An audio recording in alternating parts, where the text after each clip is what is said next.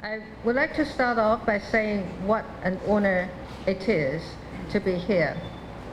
I want to thank Prime Minister Barrow, with whom I had an excellent meeting just now. I also want to thank Speaker Tucker Longworth and the President Chang for your invitation. Of course, I had the opportunity to meet with the Speaker, President, and Senator Duncan in Taipei just 2 months ago. So I am especially happy to be able to come to Belize so soon after their visit. Yesterday, my first day in Belize, I was moved by the warm reception the people of Belize extended upon our arrival. It was touching to visit Taiwan Street, where our embassy stands, and be reminded of the friendship that has brought our two peoples closer together. And I was especially pleased to have a chance to meet with young Belizeans and to offer 29 scholarships, the most ever, for their studies in Taiwan.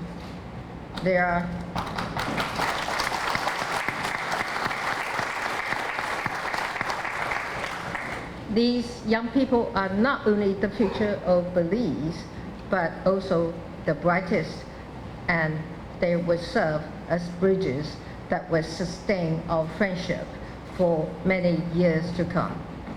Last night, I had the honor of receiving the Order of Belize from His Excellency Governor General Sir Hovil Yang.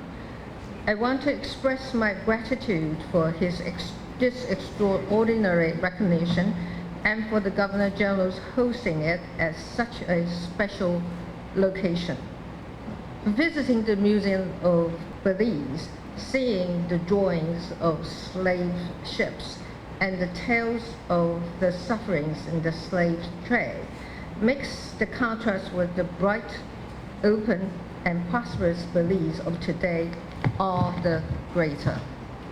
Belize has accomplished a lot over its history, for which the people of Belize should be rightfully proud, and the Republic of China, Taiwan, is so pleased to have played a part in support of that. I'm sure our work here has been felt by the distinguished members of the Chamber. In Belize City, the Taiwan Technical Mission has worked with local partners to revitalize historical quarters, which will benefit tourism and the preservation of history. We are supporting efforts by the Institute for Technical, Vocational, and Educational Training to improve vocational training for young people. In the Central Farm Agriculture Station, which is just a short distance from here, we're engaging with your farmers to introduce new agricultural produce and improve breeds for livestock. And across the country, our health practitioners are working to strengthen the capabilities of the Belize Health Information System.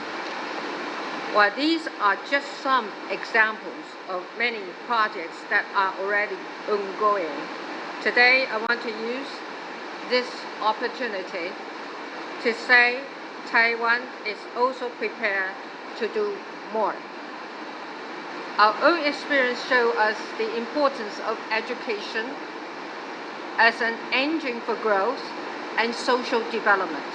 This is why I'm pleased to announce here that further to increasing the number of Taiwan scholarship students for Belize, which we have started to implement, we will also be inviting young Belizeans for short-term vocational training programs in Taiwan.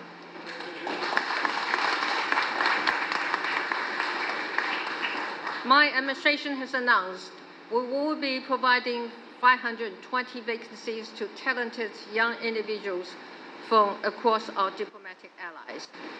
And for young people that are unable to come to Taiwan, We are also working with ITVET to improve their teaching facilities and the quality of their training programs here. Taiwan is also prepared to make more investment in Belize agriculture, industry, and infrastructure.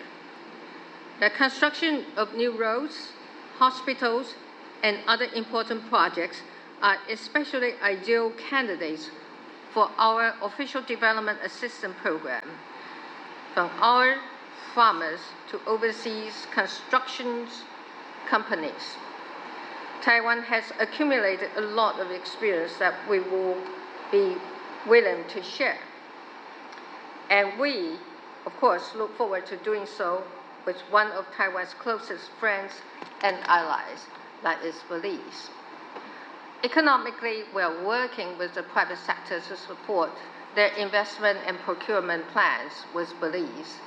For example, you know Belize makes great cocoa as well as coffee. I am a big fan of coffee myself. So I know how important this is to everyone that has trouble getting up in the morning. Well, earlier this year, I worked with some of the Taiwanese largest cocoa and coffee purchasers to organize a delegation to Belize. And you can expect many more of these delegations in the future. Furthermore, many members of my delegations are from the business sector, and I will personally be Belize's biggest advocate and encourage them to set up their operations here. And in terms of tourism, well, I can't say much about this because I haven't had a chance to visit your famous beaches in Placencia Peninsula and the wonderful resorts in San Pedro. But I do know that many people have, and they tell me that the resorts are some of the most stunning in the world. So you can be sure that we will also work with you to find ways to bring more Taiwanese tourists into your beautiful country. I want to emphasize that despite the great geographic difference between our two countries, Belize remains close to our hearts. The Republic of China, Taiwan, is committed to supporting the national development of Belize as a friend and partner. We believe in the great potential of resilient people and all that you are destined to accomplish. In the international community, Belize has also been an outspoken supporter for Taiwan. From the halls of the United Nations to different forums and organizations from around the world, Belize has acted as a voice for the international aspiration of the 23 million people of Taiwan. At a time of growing political pressure against Taiwan's international space, you have spoken for the rights and obligations of Taiwan as a member of the international community. Diplomats and civil society representatives from our two countries have worked hand in hand to promote sustainable development goals and advance our shared values of freedom and democracy. On behalf of the people of Taiwan, I want to express my sincere gratitude for Belize's efforts and thank you for your unwavering support and friendship. Now, I want to conclude my address in the National Assembly by saying this. The friendship between Taiwan and Belize is not built on empty promises or the political whims of our leadership. This is a friendship that, for the past 29 years, has led to results that have benefited people across both our countries. From students to farmers, historians to engineers, mechanics to scientists, Taiwan has touched every facet of Belizean society. This is a friendship built on the real working partnerships between our people, governments, institutions, and businesses. And I know that with all of your support, this is a relationship that will continue to stand stronger for many decades to come. It is, of course, well recognized that there are countries in the world that seek to do harm to this relationship. These countries believe that through empty promises, they can sway the genuine friendship we have built over the past 3 decades. Well, I know in Belize you have a proverb for that, among many other things. Know everything we got sugar sweet. I gather that is not everything that has sugar is sweet. And I know this is a real proverb because I read about it in your Governor General's books published 38 years ago. Indeed, as your Governor General and many of the distinguished members with us today show, Belize is a country of builders, thinkers, and writers. It is a young country with a proud history and immense potential. The people of Taiwan are so proud to be able to partner with you on the road of national development. Just as we know that Belize will always be there for Taiwan, we will always be here for Belize for many, many years to come.